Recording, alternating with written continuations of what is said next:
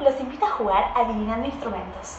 Vamos a abrir bien las orejas y abrir bien los ojos. Así vemos y escuchamos conociendo nuevos instrumentos.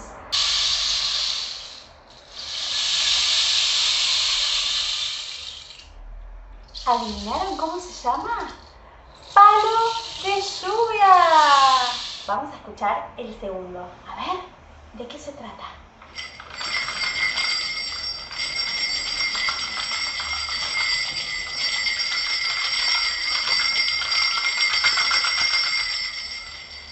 ¡Cascabel! Vamos con el tercero.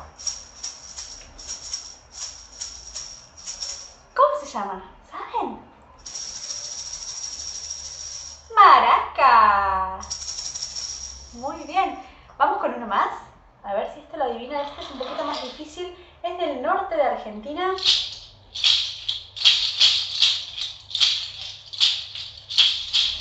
Adivinador, adivina, adivina, adivinador.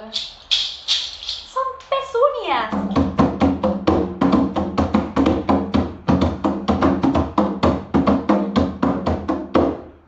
Cajón peruano. ¡Excelente!